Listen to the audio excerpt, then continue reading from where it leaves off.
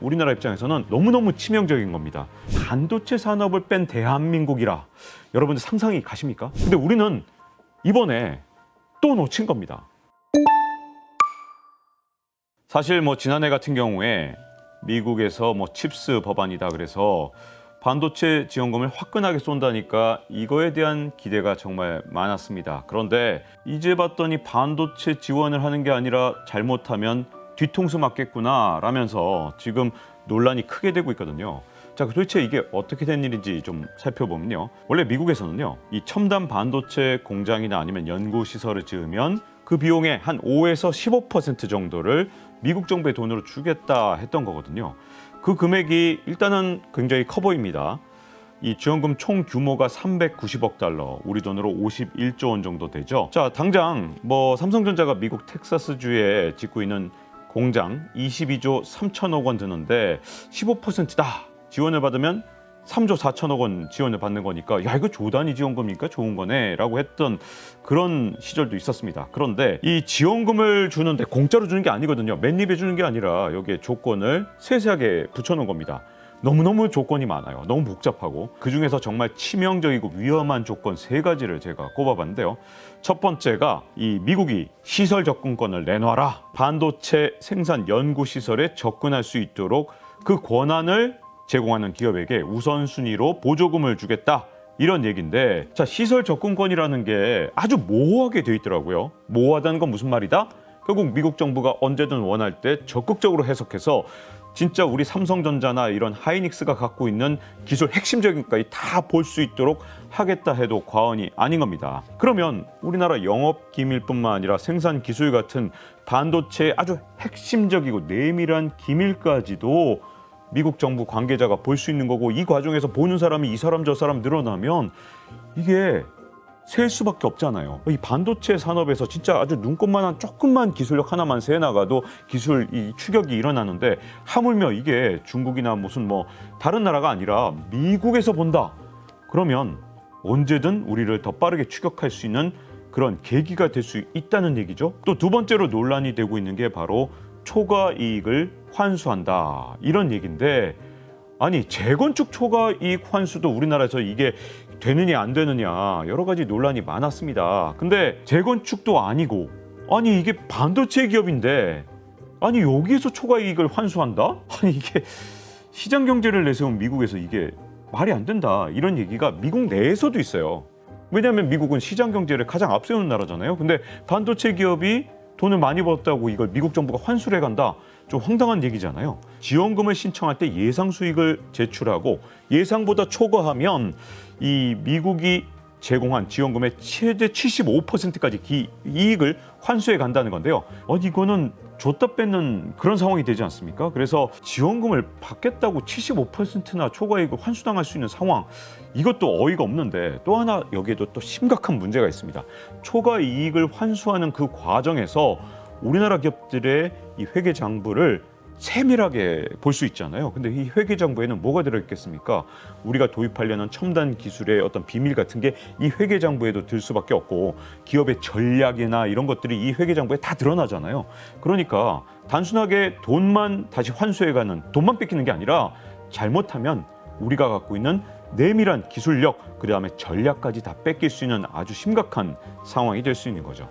자, 여기다가 세 번째로 또 논란이 되는 게 있습니다. 바로 앞으로 10년 동안 중국 등 이렇게 미국 안보를 해칠 수 있는 나라에 반도체 공장을 추가로 투자하지 못하도록 하는 겁니다. 자, 이거 언뜻 들어보면 그건 그래도 괜찮지 않을까.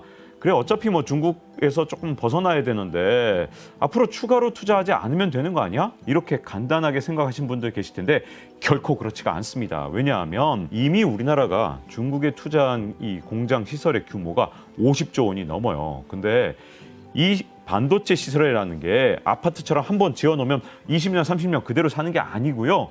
이 반도체 시설을 가장 최신의 이 상태로 계속 만들려면 업그레이드 하는데 계속 투자를 해야 됩니다. 돈을 계속 여기다 쳐 넣어야만 그래야만 이 시설이 최신의 기술을 담게 됩니다. 반도체는요, 1, 2년만 지나도 구형되잖아요. 그러니까 중국 공장이 구형밖에 못 만들게 되면 50조 원 들인 게 이게 유명무실해지면서 그야말로 투자한 게 헛투자가 돼버리는 거거든요. 그렇다고 중국에 있는 공장을 갑자기 다 빼버리고 다른 나라로 빠져버린다? 이것도 말이 안 되죠.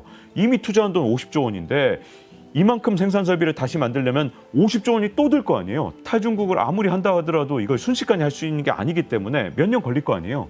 이 사이에 우리가 다른 나라한테 따라잡히는 가능성이 커진다는 겁니다. 특히 메모리 반도체 분야에서 정말 강력한 게 마이크론 테크놀로지 미국 기업이잖아요.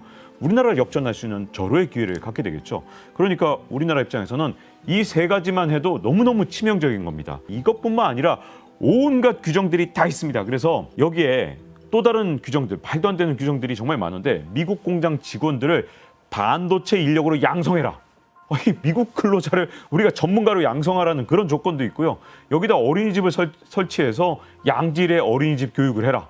미국은 우리나라랑 달라서 이 어린이집 비용이 엄청나게 비쌉니다. 그걸 다 삼성전자나 SK 하이닉스한테 해줘라. 그래야 지원금 주겠다. 이런 조건이다 보니까 이거 다 모으면 그야말로 배보다 배꼽이 큰 상황. 지원금보다 우리가 미국에다가 베풀어야 되는 그게 비용이 더 큰 상황이 될 수도 있는 그런 상황까지 된 거죠. 그렇다고 해서 이 지원금을 지금 와서 중단할 수 있느냐? 자, 이게 정말 쉽지 않은 게 우리는 이 지원금 생각하고 이미 미국에 투자를 한 상태인 경우가 있습니다. 자, 공장 짓다 말 수가 있겠습니까? 그거 정말 쉽지가 않죠. 미국 입장에서 우리의 칼끝이 되라. 이제 미중 패권 전쟁을 하는데 반도체 산업에서 우리 한국한테 지금 칼끝이 되기를 원한 거잖아요. 그런데 갑자기 우리 지원금 안 받을래요. 이래버리면 미국 입장에서는 너 그러면 우리 편 아니고 중국 편? 이렇게 오해할 수도 있는 거잖아요. 우리나라가 어느 정도 이렇게 삼성전자가 텍사스에 투자를 해서 정말 빼지도 못하는 요 상황을 만들어 놓고 가이드라인을 발표한 겁니다.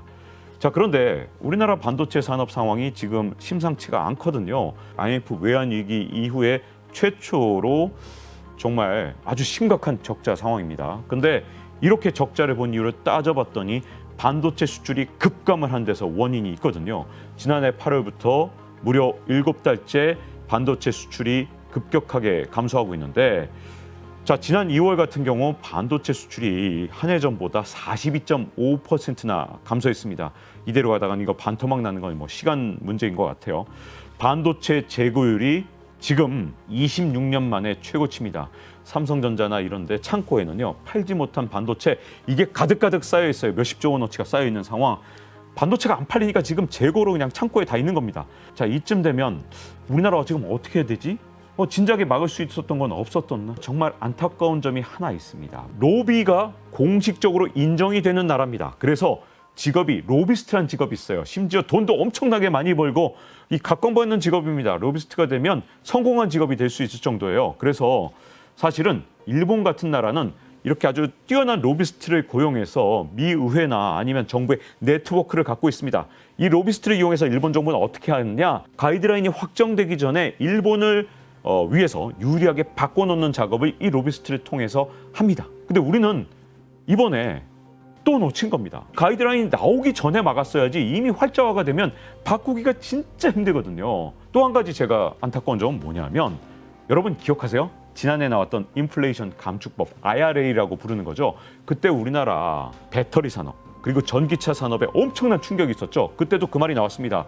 이 반도체 지원법 가이드라인은 이때쯤 나온다고 미리 이 미국 정부에서 예고를 했던 겁니다. 즉 다시 말하면 IRA처럼 갑자기 갑툭튀로 갑자기 튀어나온 게 아니라 이게 나온다고 예고를 했던 거예요. 그러면 우리가 최고로 로비력을 동원해서 영향을 미리 미쳤어야 되는 겁니다. 이걸 기업 단위에서 하라고 하는 건 정말 말이 안 되는 겁니다. 미국 정부하고 대응하는데 우리 기업이 미국 정부하고 어떻게 같은 수준이 아니잖아요. 그러니 당연히 기업 차원에선 불가능하죠. 이걸 영향을 미칠 수 있는 건 우리가 정부 대 정부로 미국 정부에, 미국 의회에 영향을 미치기 위해서 최대한 노력을 해야 됩니다. 지금 우리 정부에서 이제 본격적으로 지금 한 발 늦었지만 그래도 지금이라도 최선을 다해야 된다고 보는데요. 일단 김성한 국가안보실장이 미국을 방문하고 있습니다. 만약에 반도체 산업에서 우리가 계속해서 밀리고 협상력을 발휘하지 못한다면 안타깝게도 우리 반도체 산업 그리고 생태계에도 큰 영향을 미칠 수밖에 없다고 보여집니다. 사실 반도체 산업을 뺀 대한민국이라 여러분들 상상이 가십니까? 사실 진짜 심각한 상황이 될 수 있거든요. 그래서 우리의 생태계, 반도체 산업의 생태계와 우리 기업들의 이익을 지켜내기 위해서 그 어느 때보다도 정부의 외교력, 이게 정말 중요한 때가 지금이라고 생각을 합니다.